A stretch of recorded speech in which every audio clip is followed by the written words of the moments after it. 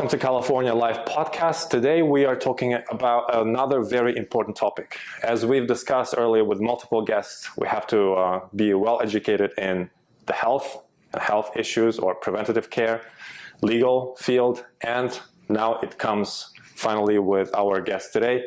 We're discussing your well-being in financial sphere of life. Samder, thank you so much for joining us today. Thank you, Victor.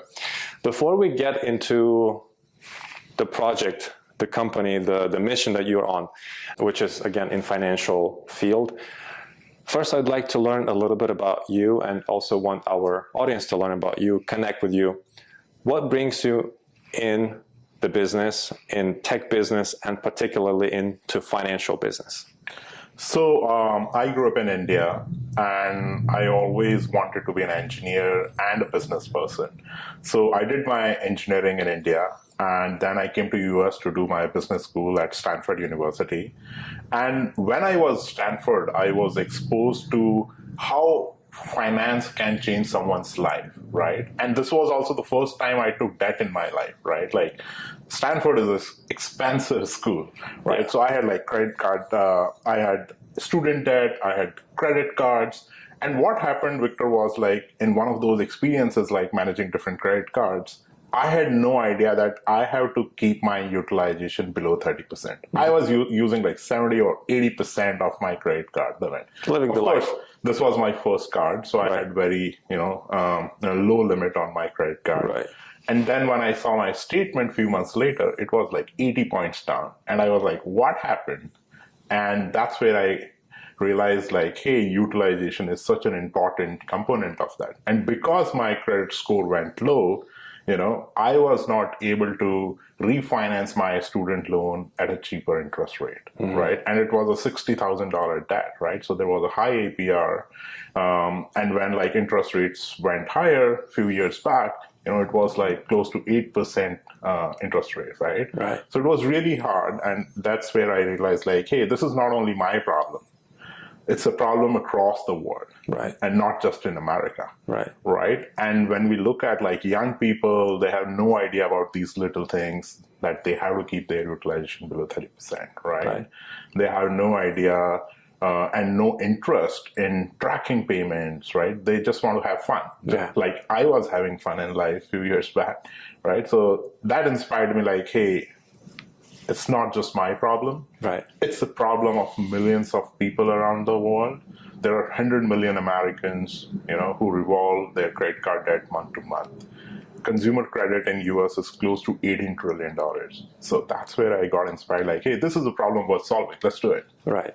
Right. So the best business develops when you solve a problem. Exactly. Besides talking about the credit card debt, we also have mortgage and that type of debt. We have auto debt, multiple ways of banks selling their product to the consumer and packaging it with, selling a house is an American dream, which actually, it's. So what drove you from engineering, which in multiple ways people perceive as a potential employee into a businessman? Because that's two different mindsets. Yeah, like after Stanford, I tried to build startups. I built two companies in past, one in agri-tech and one in crypto. So I was always interested in finance, and finance is like one of the top reasons how it impacts someone's mental health. Okay, wow. Right? Like you talked about health, right?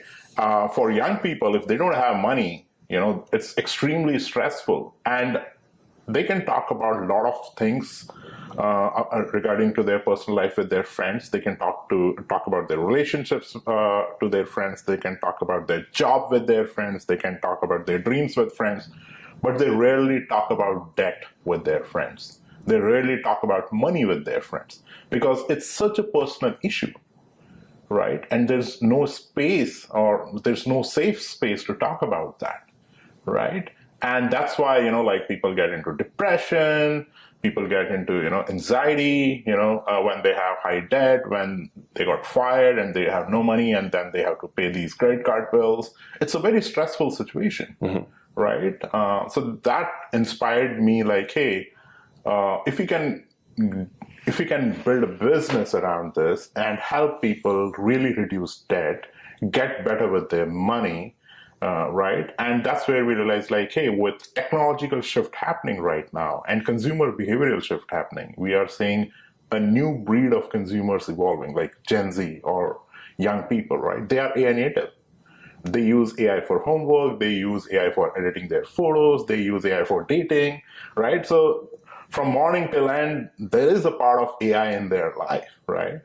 But the world is seeing AI as bad because AI is eating jobs, AI is doing that, right? So the perception of AI is like not good. But we believe AI can be used, the technology can be used to change people's life, right? And that's what we are doing at Bond. Bond means good, and Bond is AI for good, right? So we use technology to change people's life, like reducing their debt, making sure their APRs are low, making sure their utilization is low, making sure they pay bills on time, right? So it's pretty much on autopilot.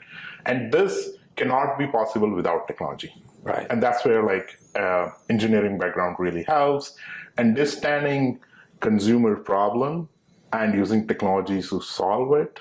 And that's where, engineering background with business aspiration really helps us to bring this idea into reality. Right.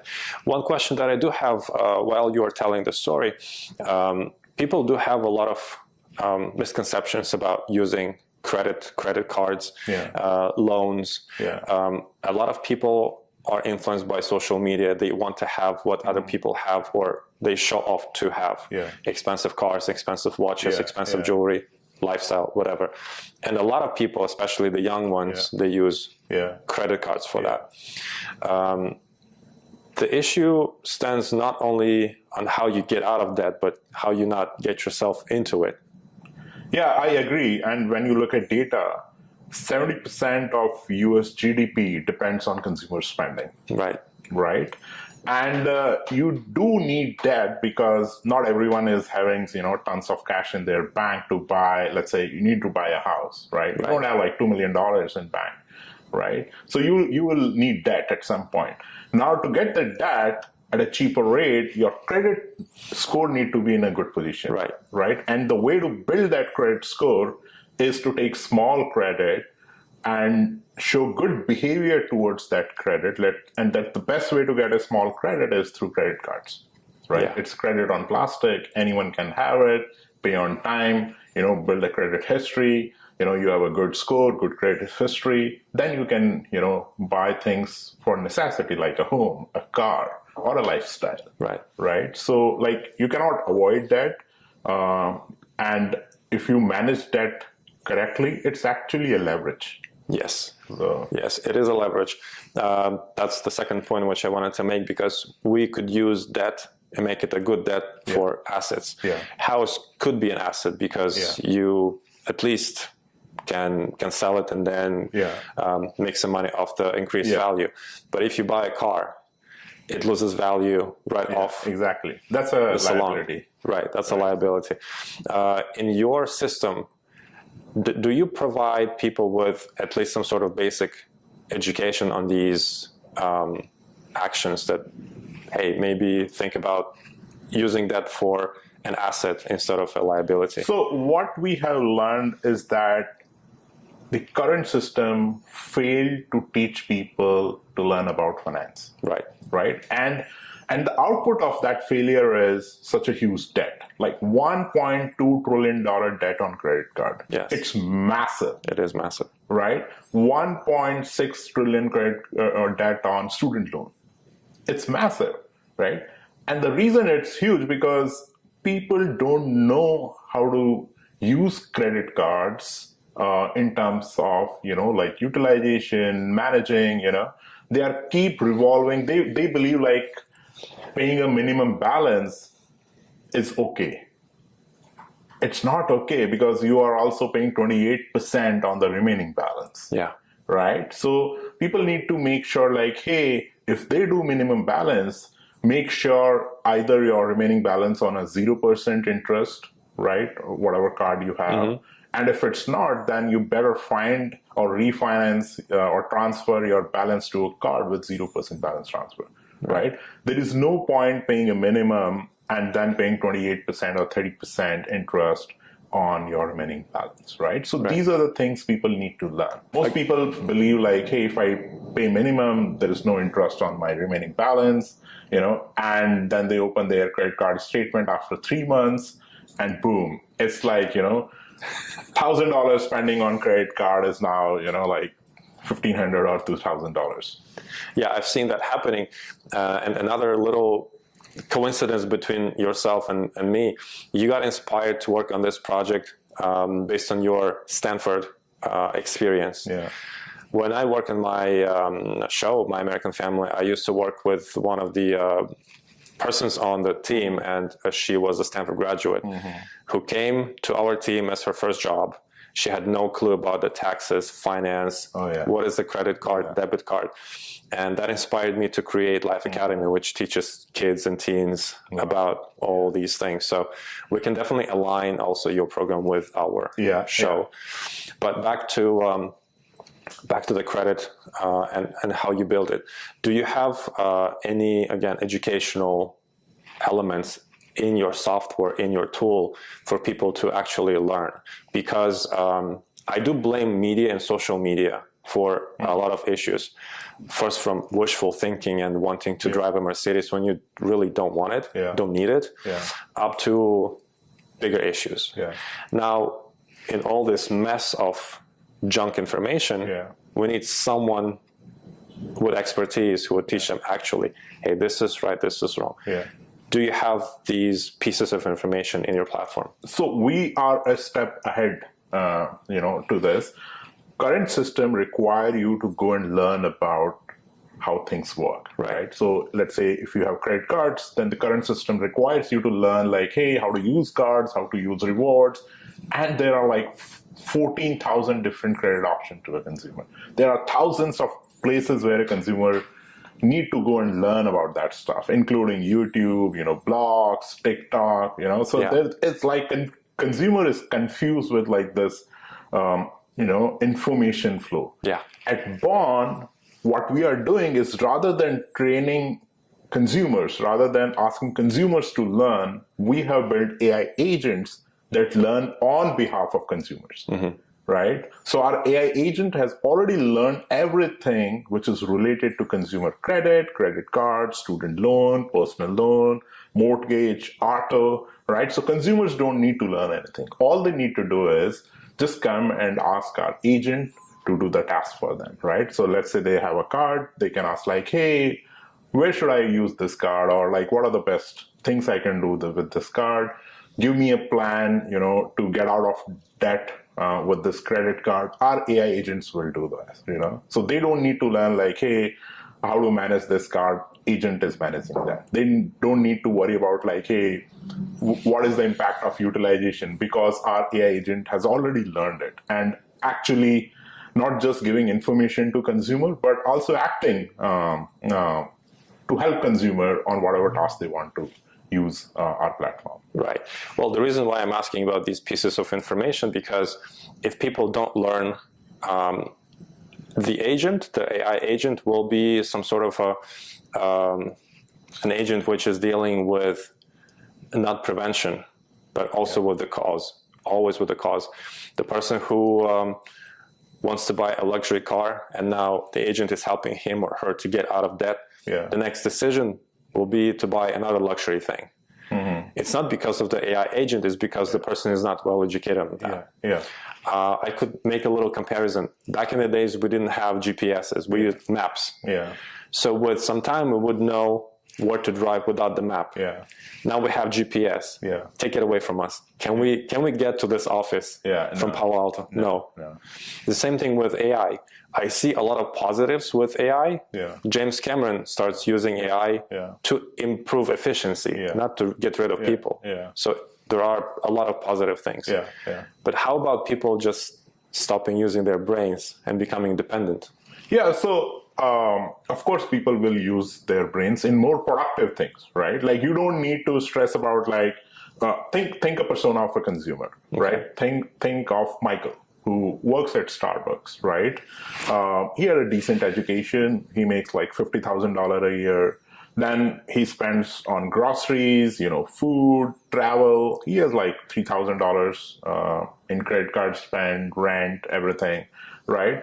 And he's having multiple cards. He drives a good car, so he's auto loan on his car. He also has some student loan. So there are like 5 loans with Michael, and on a different dates, on a different payment schedules with a different minimums, right? His paycheck comes twice a month. And he's so busy in life that he's not able to keep track of that. Right? So these important but boring tasks can easily be done by AI. Where Michael should focus regarding using his brain is like, how can he use technology and things he needs to learn to accelerate in his career, to have a better health, right? Not to stress about things that actually take energy out of him. Okay. Right? Like nobody in the world can learn everything about, finance or read like 15,000 different options. Right? AI can do that overnight.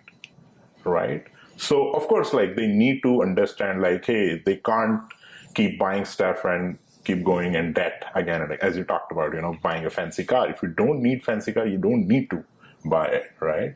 So yeah, our AI will actually tell you, let's say if you have 3 cards and you are already applying, our AI agent will tell you like, hey, this is going to impact your credit score. If it impacts your credit score, this is the output. You'll have a higher interest rate. You'll be accumulating more debt, right? So this is a signal our AI agent will give to that consumer. So please correct me if I'm wrong. What you're saying is we are able to share with AI agent that, hey, I would like to buy this, Bentley. Yeah. And then the agent will say, well... Exactly. So depending on your financial situation and your credit profile, our agent will tell you like, hey, is this the right time for you to buy it or not?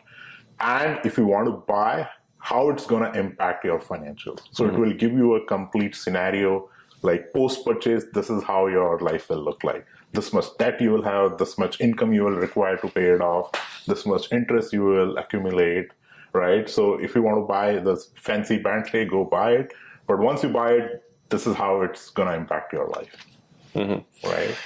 So it's a more informed decision, right? Rather than like consumer just feel excited about spending there, right? And they don't know how it's going to impact their life, right? But agent knows like, hey, you have this much money in the bank, right? You don't have any emergency fund, right? So first build emergency fund if you want to buy, a high ticket item, right? So at least have a 3 months or a 6 months or 12-month emergency fund, keep that aside or invest it somewhere, and then you go and spend if you want to. Right. What other part of my little homework that I've done, I've spoke with a few financial advisors. Yeah. And what I see another benefit of working with the AI agent versus a human is that AI agent can get unlimited sources of information from all the banks and all the offers from the banks, which for a human could be a lot more challenging. Yeah. And then the algorithm works. And not just like unlimited information and algorithm, but also the emotional part. As I talked earlier in our conversation, most people are not comfortable opening about their finances, even to financial advice. Right. So they will hide something related to their, maybe it's because of their insecurities or whatever the reason, right? But with AI, they can be open as much as they want, right? Because that's a huge trust compared to a human, right? Maybe the same advisor is advising their brother or their parent, right? And that insecurity is always there. Like, hey, he's our family advisor. If I tell him about my debt situation and, like I got fired from my job, he might tell to my parents or my sibling. So I'd rather not tell him. I'll just ask you basic questions because, my friend referred or my father referred. But with AI, they don't need to do that because they know, like, it's one-on-one conversation. Right? Previously, it was like many versus one, but with AI, it's one-on-one. Right? That CPA is not giving same attention and focus to every customer. Yeah. Because that depends on his mood or like the profile of the customer, right? Some customers might have huge debt. That means, they will get more commission if they help that person to come out of debt, right? Right. But whereas AI is pretty open and transparent, it treats equally. It's an open and safe space for people to come and have conversations. That's really interesting that people start trusting AI a lot more than humans. Yeah, I think so. I've seen that happening. Yeah. It's just fascinating to me that we tend to trust a machine. Same like you are in San Francisco, you will see a lot of Waymo, right? Yeah. Any given day, young people here trust Waymo than any other transportation or human-driven transportation. Right. Well, I would never use it, to be honest with you. I like to be in control of it. I know, like when you drive, but when you are driving with someone else, right? Like you need to go from place A to place B, right? The other person like might be talking on phone or, maybe drunk or you don't know. And maybe it's not safe to drive at night with a person, right? So that's what the problem Waymo solves, right? It's fully secure. It's your safe environment. Right, and Gen Z loves it, right? So I was just looking at the data that majority of young Gen Z or Gen Y, whatever the next generation is, majority of teens are using Waymo over weekends, right? So majority of traffic to Waymo is like these teens who are in high school or just graduated. So that's pretty fascinating. So we are already seeing a proof where people are trusting AI. Right. Same we see with ChatGPT. Yeah. Right. Rather than trusting an external source on any educational content, people are directly going to ChatGPT and asking their, like anything related to their studies, especially in young people. Right. So they are not asking their sibling or a friend to teach them how to solve a math problem. They directly go to ChatGPT and ask them. We are seeing a huge adoption in among our engineering teams as well. Right. So to write code, they trust AI. It's faster. It's more confident. Right. What I've also learned about ChatGPT in particular is that it does make a lot of mistakes. You still have to check on it. Yeah, sometimes, it's like they are learning, but once they learn, it's really safe, right? So of course, like every technology, when it's early, there are mistakes, right? But I think but it's still better than a human, right? Well, you would know better. I'm not an engineer. I'm learning from you right now. But there are some areas where you'll always trust a human compared to a machine, right? For example, let's say there has to be some operational error. Let's say there is a manufacturing unit, If a human makes an error, you're going to punish that human, right? Maybe not that much. But if AI makes that error, you'll close that product or the software, right? Think as accounting, right? You have an accountant, and if your accountant makes an error, you might have some argument, but you'll settle down quickly. You're not going to fire that, right? That person. But if AI makes that mistake, you'll immediately fire AI, right? So we are still more emotionally attached to humans compared to AI. But if people, especially the younger people, younger generation, they tend to trust AI more than humans, would it be the same? Not in everything. Like in some areas, they really trust AI, right? Like finding some information, they'll always trust AI, right? Well, even personal questions. Hey, the boy doesn't like me because or it's whatever. a safe space. That's the reason, they are more comfortable for personal questions. Right? Because outside AI, there is no safe space. Right? Credit is one example. Like how many times you have seen your friends or family members came to you and talked about debt? They rarely do. Right? They go to Google. Previously, they used to go to Google and search for information. Now they do ChatGPT, and in future they will do, like CredGPT, come to Bond and chat about their finances without stress, without worrying, and without being judged. So it's a safe space for people to come and have that conversation openly about their money, about their debt, about their finances, what's worrying them. Right? They can talk anything related to money at Bond. Right. Another thing which I've learned about ChatGPT, and I wanted to ask like a parallel question.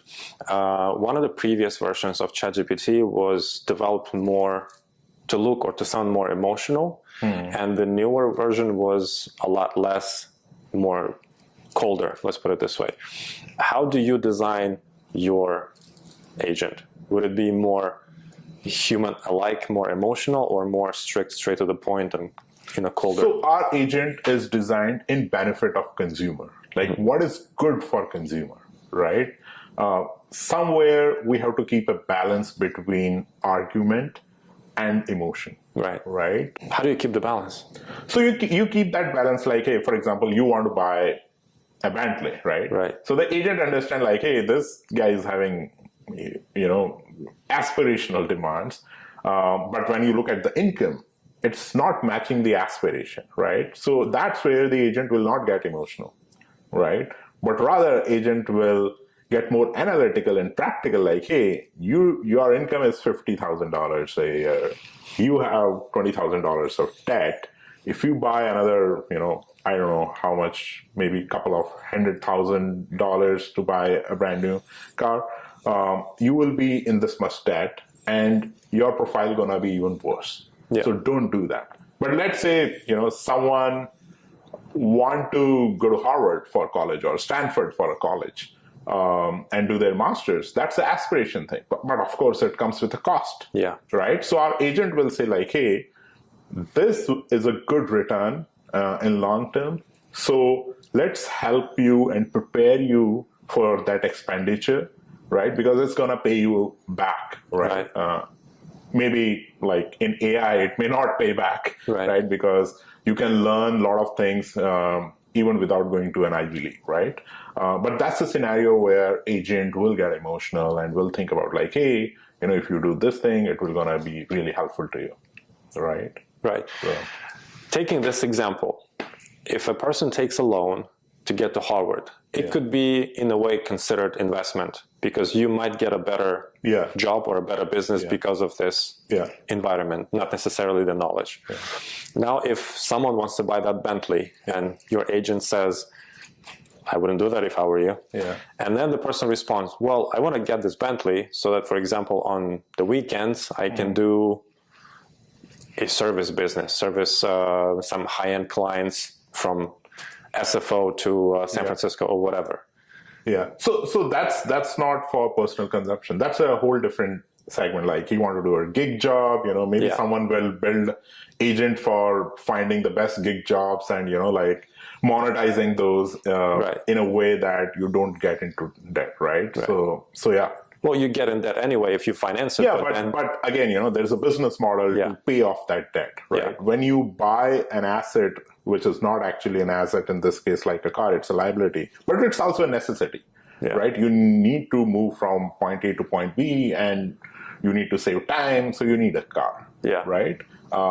So if you want to buy something very expensive, but just for your personal use, you can buy if you have like $5 million in bank, right? But you have $50,000 and you are aspiring to buy a $500,000 worth of liability, it's not a good financial decision anywhere. Right.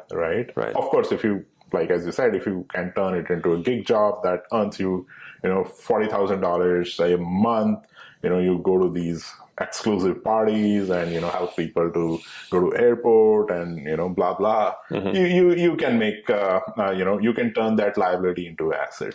But if it's not earning anything to you, then it's a huge, huge liability. Right. But if it's earning, right, if it's... if they can make more money than their monthly EMI, I think it's a good business, right? So you pay $30,000 to Bentley every month, another $5,000 in your expense and fuel and gas and everything, insurance, and you take home another $15K or $10K by that. Then it's an asset. Right. Yeah. My last question for this introductory episode: how did you work on development of your agent? If we could break down roughly stages of its development, of the learning process of the agent, which were these steps, if you may? So first we looked at the the types of debt a consumer is having, right? So there's credit card debt, there's home loan, there's auto, there's student, there's personal, and then there are miscellaneous loans as well. So we decided, okay, let's train our agent one by one. So the first area we focused was credit card debt. The reason we focused on credit card debt because it impacts maximum number of people. Like there's more than, to be exact, it's like close to 103 million Americans revolve their credit card balance month to month. Right. So that's a huge number. Yeah. Right. And it's very easy for young people to get into credit card debt. Right. Because it's easy to get a credit card first, right, compared to a home loan, right?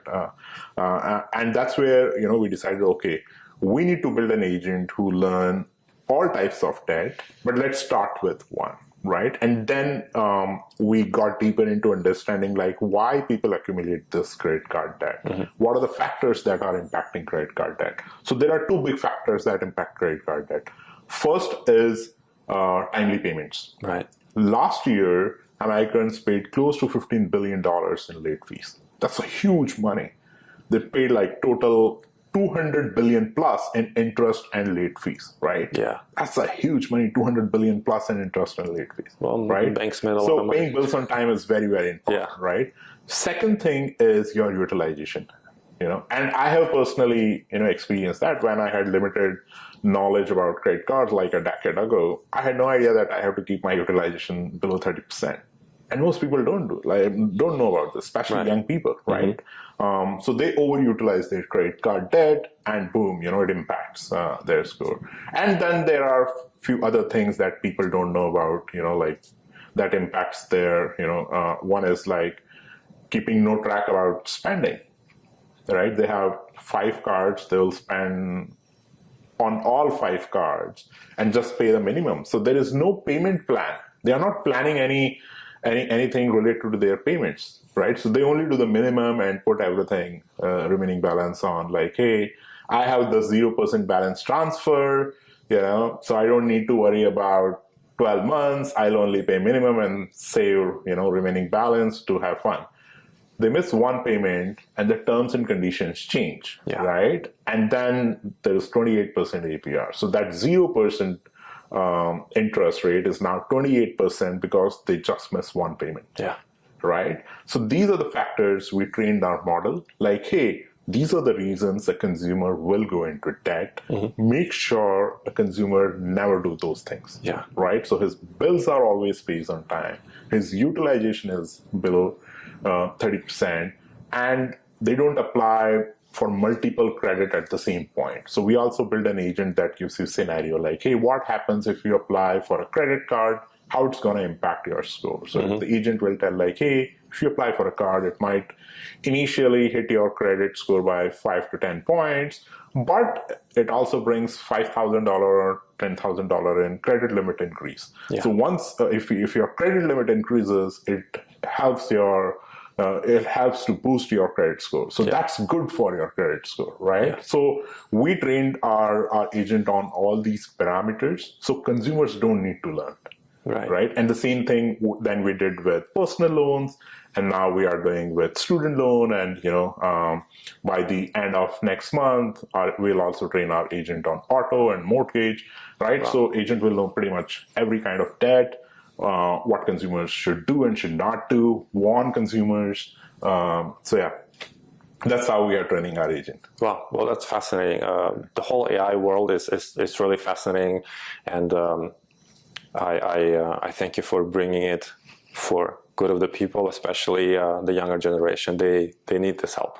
Yeah, definitely. And the best place for young people, rather than going to CPAs or ChatGPT or to their friends and family, is just to come to bondcredit.ai and let AI do the job for them. Yeah. All right. Yeah. Let AI work for them. AI is good, and Bond is making that reality happen. Definitely. Well, Samder, thank you so much for coming to the episode, sharing about your invention, and we'll definitely looking forward to recording with you again. Thanks, Victor. Thanks for having me. Yeah.